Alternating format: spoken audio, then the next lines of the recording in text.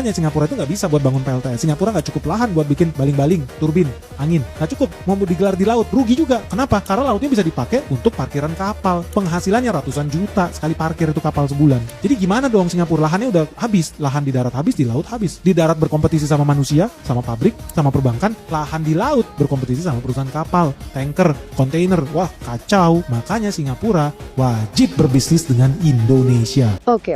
Siap-siap. Ini bukan dongeng sebelum tidur ya. Ini cerita nyata. Cerita gila soal gimana negara kita, Indonesia, banting meja.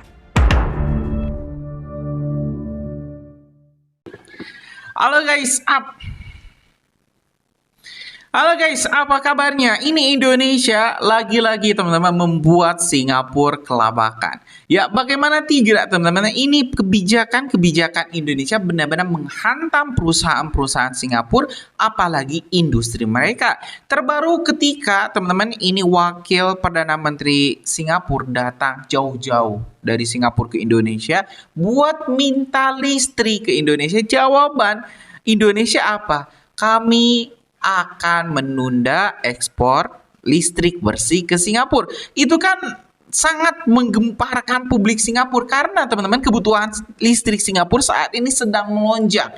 Apalagi kalau misalnya terjadi kekurangan pasokan listrik, maka kita bisa pastikan ya roda perekonomian Singapura akan runtuh. 1 jam saja teman-teman listrik berhenti di Singapura itu kerugiannya berapa juta dolar. Apalagi kalau misalnya teman-teman ya tidak beroperasi selama seharian. Wah, saya yakin Singapura bahkan rugi-rugi bandar teman-teman.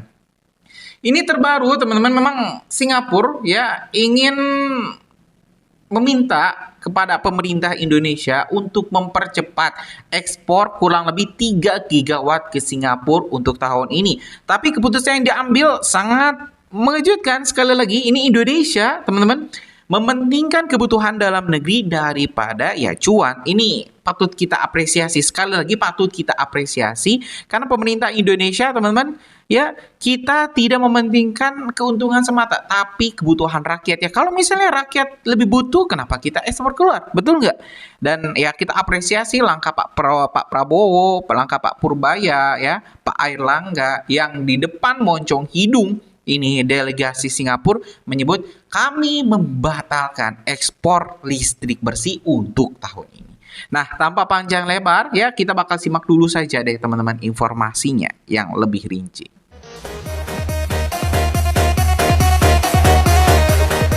Makanya Singapura itu nggak bisa buat bangun PLTS. Singapura nggak cukup lahan buat bikin baling-baling, turbin, angin. Nggak cukup. Mau digelar di laut, rugi juga. Kenapa? Karena lautnya bisa dipakai untuk parkiran kapal. Penghasilannya ratusan juta sekali parkir itu kapal sebulan. Jadi gimana dong Singapura? Lahannya udah habis. Lahan di darat habis, di laut habis. Di darat berkompetisi sama manusia, sama pabrik, sama perbankan. Lahan di laut berkompetisi sama perusahaan kapal, tanker, kontainer. Wah, kacau. Makanya Singapura wajib berbisnis dengan Indonesia. Jadi sekarang udah jelas ya kenapa Singapura harus mengemis ke Indonesia, karena mereka nggak bisa dapat sumber lain untuk impor energi terbarukan. Akibatnya apa?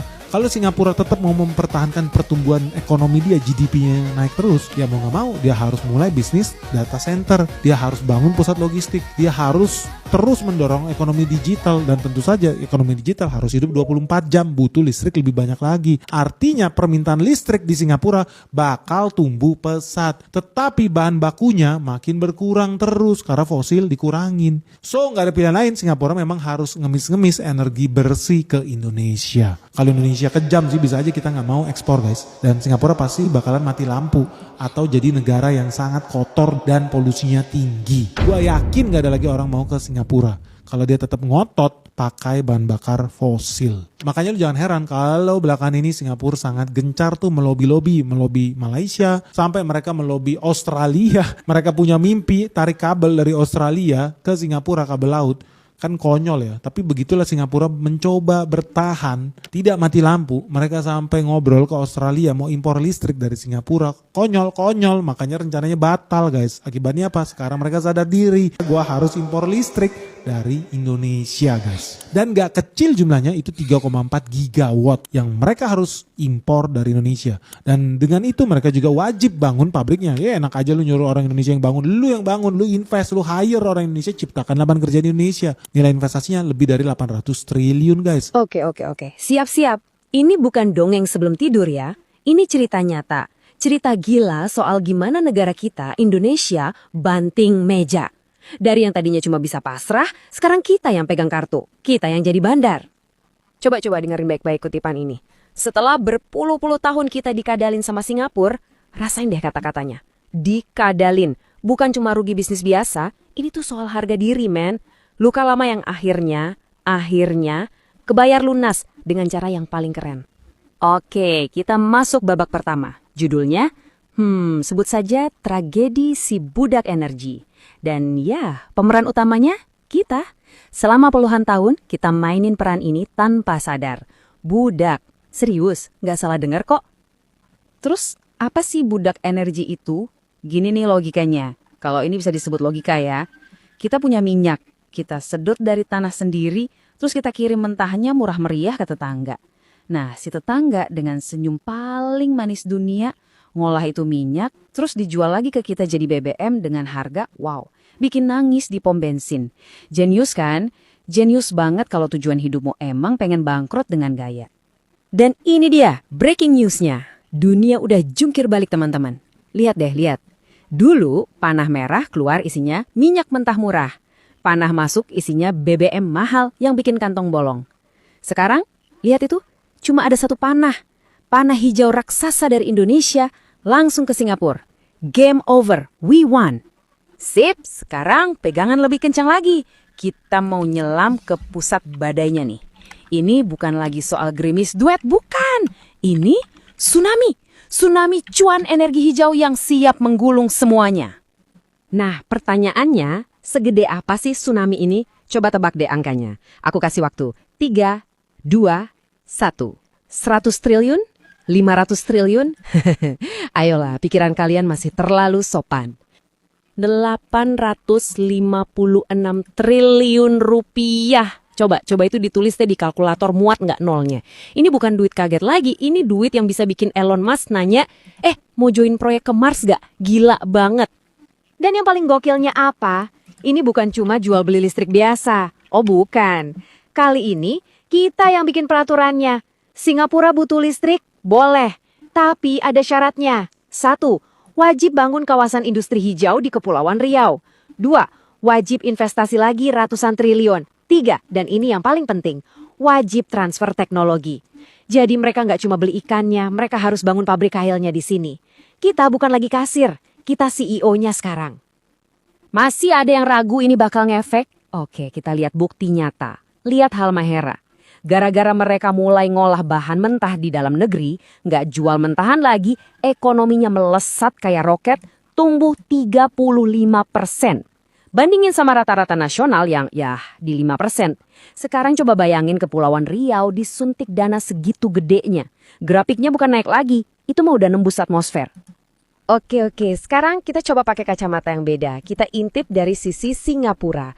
Kenapa sih negara sekaya dan serapi itu kok tiba-tiba datang ke kita? Kenapa mereka ada di posisi yang, bisa dibilang, tolong bantu kami? Jawabannya simpel banget. 200 juta rupiah per meter persegi. Itu harga tanah di sana. Dengan harga segitu, mau bangun panel surya di mana coba? Di atas Marina Bay Sands, di kepalanya patung Merlian, mereka udah nggak punya tanah lagi, literally. Jadi, dilema mereka itu kayak resep kue yang gagal total. Pertama, lahannya habis. Buat nanam kembang aja susah, apalagi panel surya segede gaban. Kedua, bos-bos duit dunia kayak BlackRock dan JP Morgan bilang, sorry ya, duit kita cuma buat yang ijo-ijo aja ya. Ketiga, ambisi mereka jadi pusat data dan AI itu butuh listrik yang gila-gilaan banyaknya. Dan harus bersih. Jadi mereka kejebak. Dan disinilah kita masuk. Bukan sebagai pahlawan kesiangan, tapi sebagai satu-satunya jawaban logis. Tanpa listrik hijau dari Indonesia, semua mimpi canggih Singapura itu cuma bakal jadi slide presentasi yang bagus doang.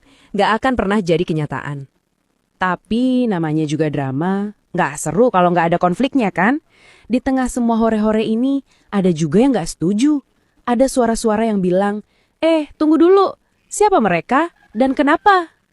Ini nih, argumen utamanya. Katanya, Indonesia jangan ekspor listrik.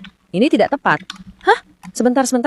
Setelah kita lihat potensi duit triliunan, transfer teknologi, posisi kita jadi bos, argumennya cuma jangan? Itu kayak kita nemu peti harta karun, terus kita kubur lagi sambil bilang, nggak tepat waktunya. Oke, kita coba pahami dulu deh. Nah, sumber yang kita bahas ini punya analisis yang wow, tajam banget soal motif penolakan ini. Menurut klaim sumber itu, ada pihak-pihak yang emang nggak suka lihat Indonesia jadi negara kaya. Maunya kita jadi importir terus. Sumber ini bahkan pakai istilah sekeras mentalitas pengkhianat bangsa. Perlu digarisbawahi ya, ini adalah perspektif dari sumbernya. Tapi ini nunjukin kalau perdebatan soal proyek ini tuh panas banget. Sekarang, bola ada di tangan Anda. Anda udah lihat angkanya, potensinya, sampai dramanya. Udah lihat cerita gimana kita bisa berubah dari budak jadi bos. Setelah dengar semua ini, gimana menurut Anda? Apakah ini langkah super jenius? Atau jangan-jangan ada sesuatu yang kita nggak lihat? Dan pertanyaan terakhir, buat renungan kita semua. Jangan-jangan, ini bukan cuma soal bisnis sama Singapura. Mungkinkah ini adalah langkah pertama Indonesia buat jadi adidaya energi dunia yang baru? Bukan lagi pemain cadangan, tapi kapten tim. Coba deh pikirin itu. Jangan sampai ketinggalan. Video seperti ini jarang banget saya buat. Kalau konten ini bermanfaat, tolong banget like, komen, dan subscribe sekarang juga sebelum algoritma YouTube menyembunyikan channel ini dari beranda kamu. Share juga ke teman-teman yang butuh info ini sebelum terlambat. Ya guys, sudah kita simak. Ya guys, barusan sudah kita simak informasinya, penjelasan dari pemerintah Indonesia kenapa pemerintah Indonesia memutuskan ya untuk membatalkan ekspor listrik bersih ke Singapura ya, karena mungkin salah satunya ya kebutuhan dalam negeri yang juga belum terpenuhi, apalagi beberapa wilayah tempo hari juga terjadi blackout atau pemadaman. Jadi pilihan membatalkan ekspor listrik bersih ke Singapura ya tepat-tepat saja. Nah, biarlah Singapura yang kelabakan sendiri, mereka katanya negara kaya, tapi urusan listrik, ekspor sumber daya alam masih bergantung dengan Indonesia. Sebenarnya ya Singapura itu cuma pintar membodohi bangsa Indonesia, pemimpin Indonesia. Ketika pemimpinnya pintar, bisa melawan rakyat yang kompak ya seperti inilah jadinya. Kelabakan mereka. Ya, kita bakal dukung terus teman-teman keputusan Pak Prabowo. Mudah-mudahan Indonesia bisa tambah sejahtera, rakyatnya tambah bahagia juga. Ya, terkait berbagai polemik yang saat ini terjadi, memang kita juga harus bersabar, mudah-mudahan kondisi bisa membaik. Ya mungkin itu aja teman-teman informasi kita hari ini. Terima kasih. Assalamualaikum warahmatullahi wabarakatuh.